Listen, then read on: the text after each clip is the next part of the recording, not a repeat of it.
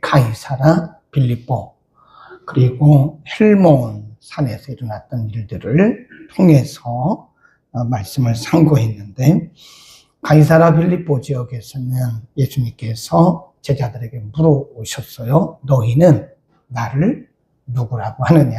그러니까 베드로가 말하기를 주는 그리스도시요 살아계신 하나님의 아들이다. 그러니까 예수님이 베드로의 그 신앙 고백을 들으시고 너무 기뻐하셨잖아요. 그리고 말씀하시기를 내가 곧 고난을 받는다. 그리고 죽는다. 이런 말씀을 하셨어요. 그리고 그 조금 옆으로 나가면 헬몬 산이라고 하는 곳에 예수님께서 제자들과 함께 가셔서 특별히 베드로, 야고보, 요한과 함께 높은 산에 올라가셔요. 거기서 예수님께서 자신의 모습이 변형되십니다. 성경의 기록자들이 그때 변형되신 예수님의 모습을 해와 꼭 눈같이, 얼굴이 해같이 바뀌었고 옷이 눈같이 휘어졌더라. 그래서 그곳을 우리가 변화산 그러잖아요. 그러니까 예수님께서 가이사라 빌립보에서 제자들에게 물으신 것은 앞으로 자신의 죽음을 예고하기 위해서 물으신 것이고, 또 변화산에서 이렇게 아름답고 멋있는 아주 빛나는 그런 모습으로 변화되신 것은 자신의 부활을 미리 예고하신 거예요. 그러니까 지금 예수님께서 행하시는 모든 일들을 보면 그게요, 그냥 막 뒤죽박죽된 게 아니라고요. 하나님의 시간표에 의해서 하나하나 지금 이뤄가시는 거. 하나님의 시간표에 의해서. 그리고 이제 예수님께서 예루살렘으로 가세요. 그 말은 51절에 보면 예수께서 승천하실 기한이 차감해. 승천하실 기한이란 말은 이제 고난, 십자가 죽으심, 부활, 승천을 다 포함하는 거죠. 그러니까 이제 자신의 십자가 사건이 다가오신 것을 아시고 이제는 갈릴리 사역을 마감하시고 예루살렘으로 올라가시는 거죠. 그 말씀입니다, 이제. 그러면서 예루살렘으로 가시면서 사마리아 지역을 통과하게 되는데, 거기서 하나의 사건이 일어나요. 어떤 사건이 일어나나, 52절에 보면 사자들, 제자들이죠. 제자들을 앞서 보내심에 저희가 가서 예수를 위하여 예비하려고 사마리아인의 한 촌에 들어갔더니 예수께서 예루살렘을 향하여 가시는 고로 저희가 사마리아에 있는 사람들이죠. 저희가 받아들이지 아니했다. 여기서 이제 배경을 우리가 좀 설명을 들으셔야 돼요. 사마리아라고 하는 곳은 비정통파 유대인들이 사는 곳입니다. 그리고 예루살렘은 정통파 유대인들이, 원래 다 유대인들입니다. 그런데 사마리아 사람들은 왜 비정통파 유대인이라고 그러냐? 우리가 그 역사를 이렇게 거슬러 올라가면 주전 586년에 남한국 유다 백성들이 하나님의 징계를 받고 바벨론으로 끌려가잖아요. 바벨론으로 끌려가서 70년 거기서 포로 생활을 하면서 징계를 받는데, 그때 하나님 뭐라고 했냐면 이미 너희가 회개의 때가 늦었다. 그러니까 순순히 바벨론으로 끌려가라. 바벨론으로 가서 70년이 차면 내가 너희를 다시 이쪽으로 귀환시킬 거다. 근데 그때에 하나님의 말씀을 믿지 못하고 바벨론으로 가지 않고 사마리아로 도망간 유대인들이 있어요. 그때 이 사람들은 도피한 거예요. 그리고 70년 살고 포로 생활을 살고 다시 귀환해 보니까 이 사마리아에 있는 사람들은 사마리아 지역에 있는 사람들과 피가 섞인 거예요. 혼혈족이 된 거예요. 그래서 그때에 바벨론에서 돌아온 정통파 유대인, 그래서 예루살렘에 돌아온 사람들을 그때로부터 정통파 유대인이라 그러고, 바벨론에 가지 않고 사마리아로 도망가가지고 도피해서 거기서 있는 사마리아 사람들과 결혼하고 아이를 낳아서 혼혈, 피가 섞인 이 사람들을 비정통파 유대인이라 그럽니다. 그래서 우리가 그 문헌을 보면요. 그리고 요한복음 4장에도 보면 예루살렘에 있는 사람들은요, 정통파 유대인들은 저 갈릴리로 갈 때 이 사마리아 지역을 안 가요. 그래서 어디로 가느냐? 이렇게 해서 요르단으로 갑니다. 지금은 아니겠죠. 전에 그랬죠. 예수님 당시 이렇게 요르단으로 가서 이렇게 올라서 이렇게 간다. 왜냐하면 사마리아 지역은 아주 그 부정한 비정통파 유대인들이 살고 있기 때문이다. 그렇게 생각을 한 거예요. 그러니까 예수님이 지금 갈릴리에서 이렇게 예루살렘으로 내려가시면서 사마리아 지역을 통과해야 되기 때문에 제자들을 보내서 말했어요. 지금 우리 예수님이 이 지역을 통과해야 된다. 그러니까 거기 보세요. 이 사람들이 받아들여요? 안 받아들여요? 안 받아들이잖아요. 53절에 보면 예수께서 예루살렘을 향하여 가시는 고로 저희가 받아들이지 아니하는지라. 이건 그 당시 상으로 봐서 이건 자연스러운 거예요. 왜냐하면 비정통파 유대인인 사마리아 사람들과 정통파, 예루살렘에 살고 있는 정통파 유대인들은 서로 반목과 질시가 있었기 때문에 허락하지 않는 게 당연하죠. 아니 여기가 어딘데 당신들이 여기를 통과하냐. 그렇게 된 거예요. 그러니까 제자들이요 화를 내면서 예수님께 이렇게 여쭙니다. 뭐라고 여쭙죠? 거기 보세요. 54절 시작. 제자 야고보와 요한이 이를 보고 가로되 주여 우리가 불을 명하여 하늘로 쫓아내려 저희를 멸하라 하기를 원하십니까? 이렇게 누가가 아주 부드럽게 표현을 해서 그렇지 그때 야고보와 요한이 한 말은요 굉장히 분노를 한 거예요. 감히 오울이다 대고 아니 지금 우리 주님이 여기를 좀 통과하겠다는데 감히 오리다 대고 지금 이 길을 막느냐고. 그러니까 화가 난 거죠. 네. 어떻게 보면 예수님을 위해서 한 말일 수는 있어요. 그런데 그때 예수님 뭐라고 말씀하셨나? 거기 보면 55절입니다. 예수께서 돌아보시며 뭐 하셨어요? 책망하셨어요. 근데 야고보와 요한을 굉장히 크게 책망을 하시고 함께 다른 촌으로 가십니다. 예루살렘을 향해서 가셨겠죠. 여기서 지금 예수님의 생각과 그리고 제자들의 생각이 충돌한 거예요. 여기서 제자의 삶을 가르치시는 게 뭐냐. 너희가 무력으로 그렇게 대항하지 마라. 보복하지 마라. 그 얘기죠. 복음 정신은 보복이 아닙니다. 그러니까 예수님의 제자 야고보와 요한은 아직도 예수님이 누구신가를 잘 모르는 거예요.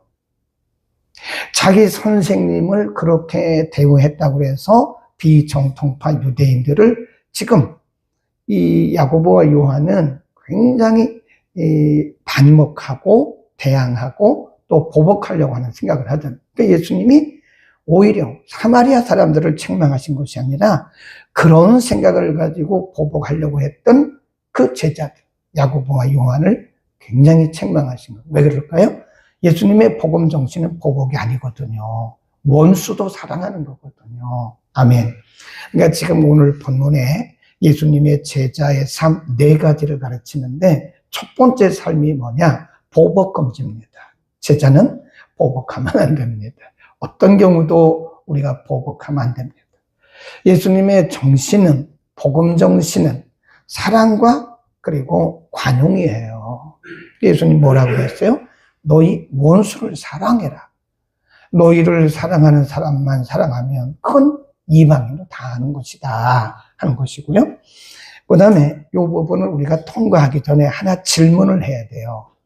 그러면 야고보와 요한은 왜 이런 분노를 했을까? 예수님이 그냥 내가 가니까 사마리아 사람들에게 그냥 통지만 하라고 말씀하셨는데 이 야고보와 요한은 한술 더 떠서 예수님에게 말씀드리기를 보복할까요? 말씀했어요. 왜 그랬을까요? 우리가 질문을 좀 해야 됩니다.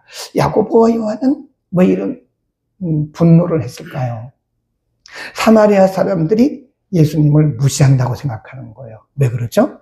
예수님이 지금 예루살렘에 가시는 것은 왕이 되기 위해서 간다고 생각하는 거예요, 지금. 왕이 되기 위해서. 제자들의 생각은, 예수님에 대한 제자들의 생각은 빗나갔어요. 예수님은 지금 예루살렘에 왜 가시는 거죠? 고난받으러 가시는 거예요. 고난받고 십자가 지고 죽기 위해서 가시는데, 이 제자들의 생각은 왕으로 지금 환영받기 위해서 가신다고 생각을 하니까 이런 생각을 하는 겁니다. 두 번째, 50쪽 내려가면 7절, 8절입니다. 길 가실 때에 혹이 어떤 사람이 여짜오되 어디로 가시든지 저는 조철이다.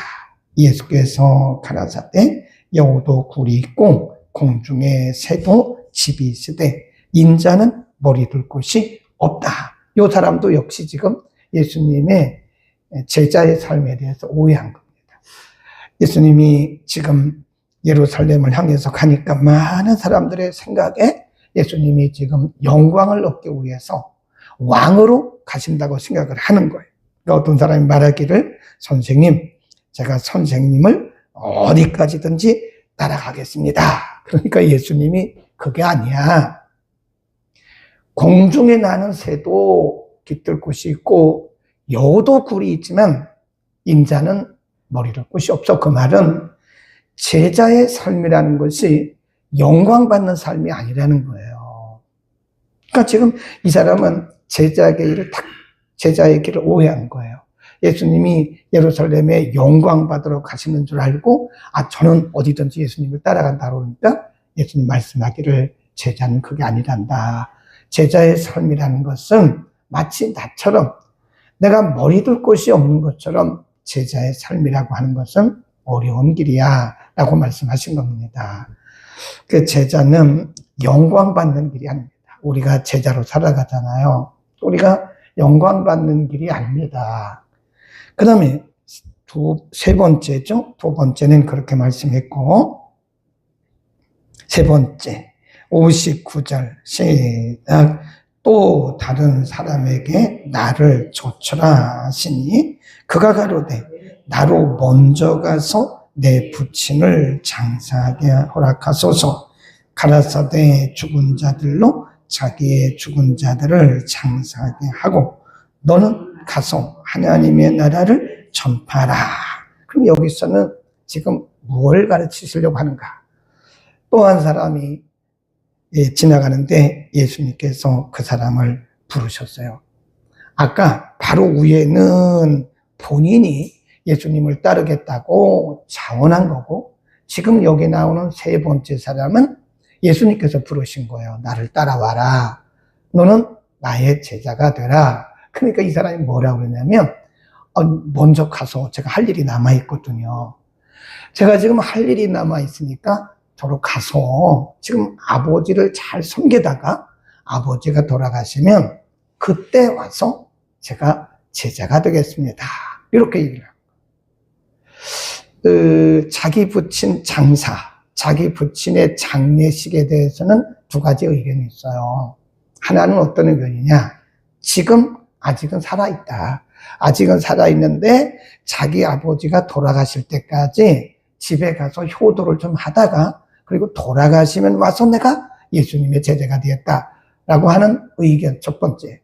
두 번째 의견은 지금 아버지가 돌아가셨는데 지금 가서 아버지의 장례를 다 치르고 와서 그리고 와서 내가 예수님을 따르면 되지 않겠습니까? 라고 하는 두 가지 의견인데 제가 볼 때는 첫 번째 의견이 맞는 것 같아요.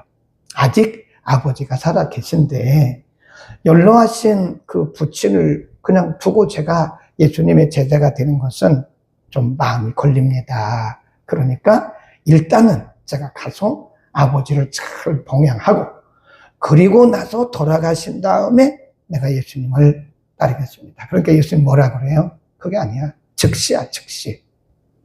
죽은 자들은 죽은 자들로 장사하게 하고 너는 하나님의 나라를 선포하라. 그 말은 여기서 굉장히 중요한 말씀인데요. 거기다 한번 써놔보세요. 우선순위. 제자의 우선순위. 제자의 우선순위를 여기서 가르치고 있는 거죠. 제자는 이 세상의 일에 얽매여서는 안 된다는 거죠. 제자가 우선순위가 흔들리면 안 되는 거죠.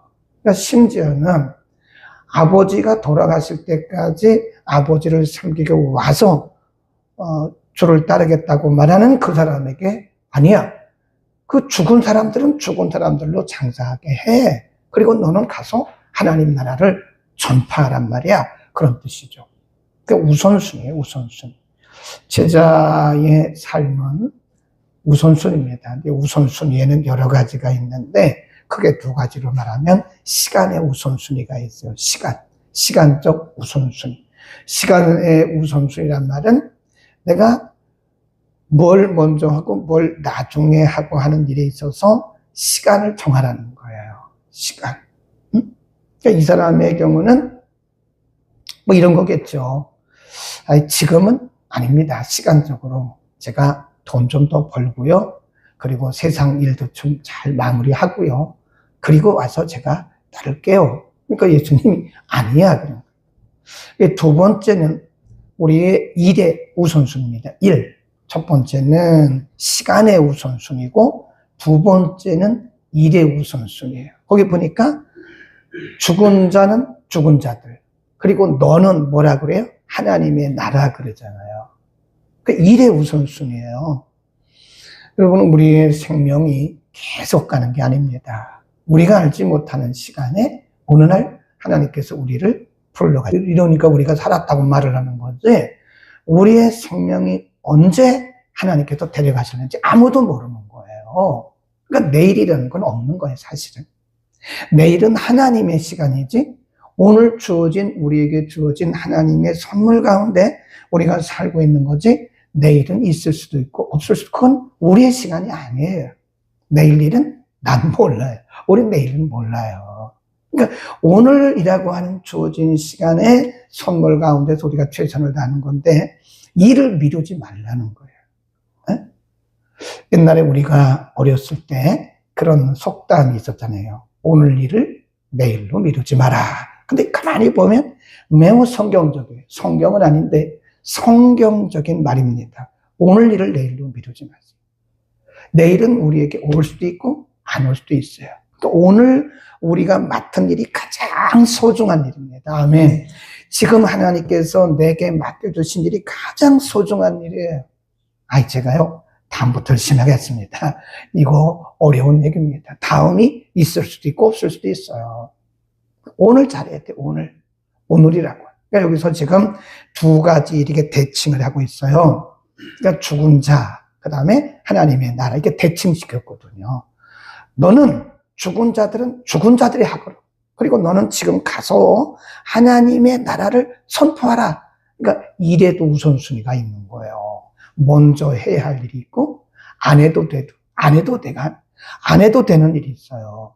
어떤 것은 나중에 해도 되는 거고요. 그러니까 일의 우선순위를 잘 정하라는 거예요. 어떤 것은 반드시 먼저 해야 되고, 어떤 것은 나중에 해도 되고, 어떤 것은 안 해도 되고. 그러니까 우리의 시간이 짧잖아요. 우리에게 남겨진 시간이 짧아요. 그래서 우리는 이 일의 우선순위를 잘 정해야 됩니다. 이것은 내가 꼭 해야 되는가? 이것은 나중에 해도 되는가? 이것은 안 해도 되는가? 이런 일의 우선순위를 잘 정하자. 잘못하면 우리는 안 해도 되는 일을 가지고 시간을 다 허비할 때가 많아요. 네 번째, 이렇게 말합니다.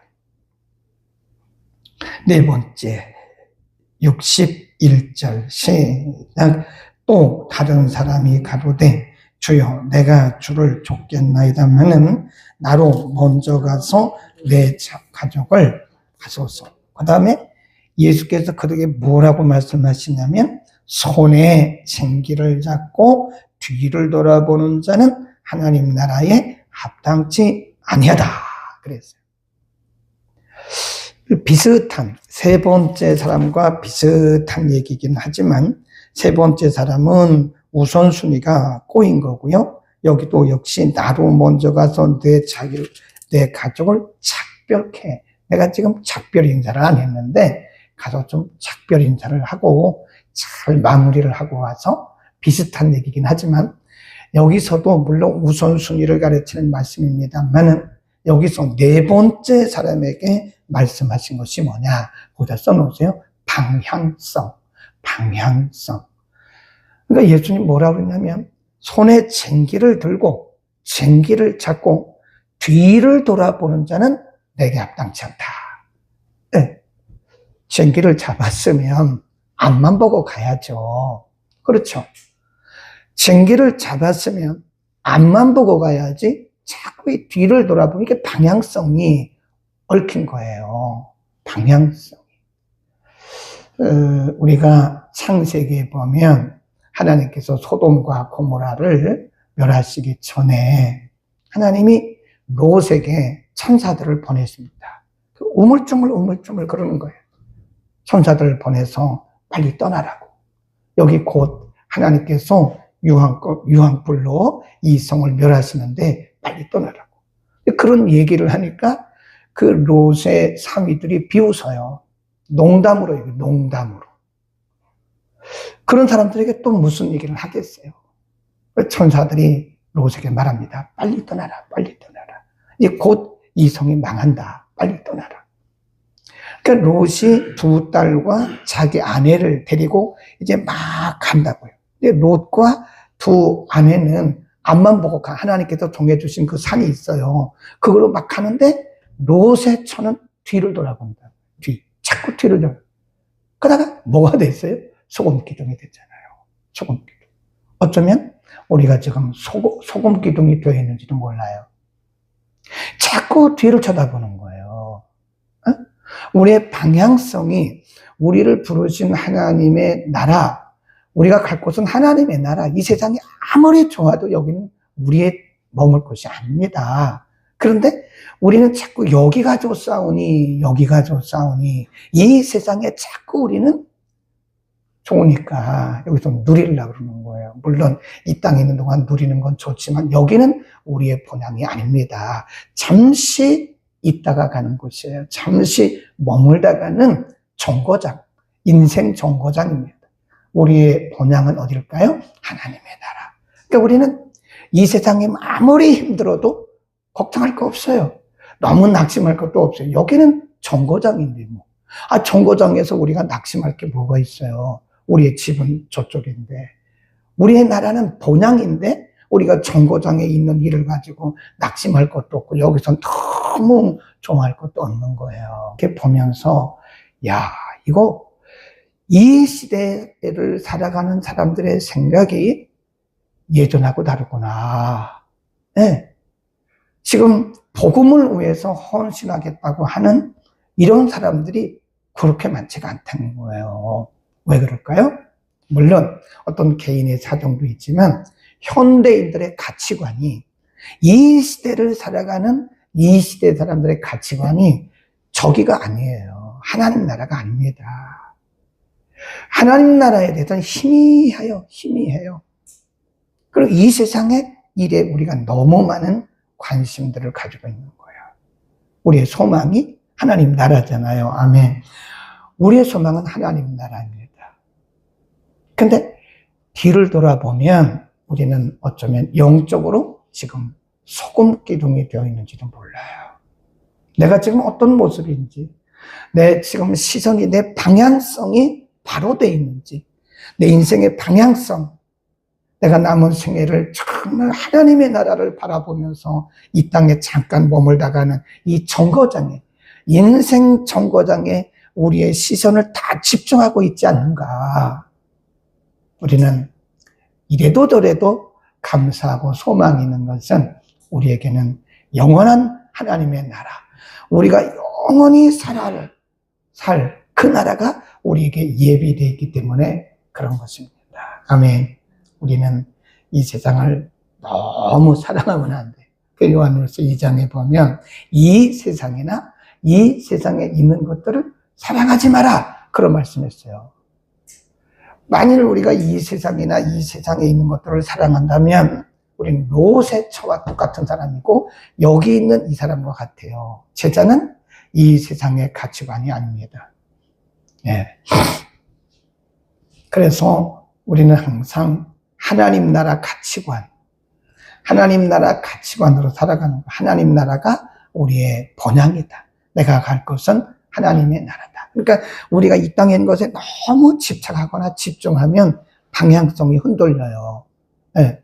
우리의 삶의 방향성, 가치관의 방향성, 우리 인생의 방향성, 이 방향성이 언제나 하나님의 나라가 되기를 바랍니다. 기도하겠습니다. 거룩하신 아버지, 오늘 예수님께서 4가지 제자의 삶을 가르쳐 주셨습니다. 사마리아를 통과할 때에 예수님을 거부하는 사마리아 사람들 때문에 분노했던 제자들을 책망하시면서 다른 마을로 향해서 예루살렘으로 가셨던 것을 우리가 보면서 복음 정신은 분노와 보복이 아니라 사랑과 관용인 것을 가르쳐 주셨고, 제자의 삶은 바로 분노가 아닌 원수까지도 사랑하는 사랑과 관용인 것을 가르쳐 주셨습니다.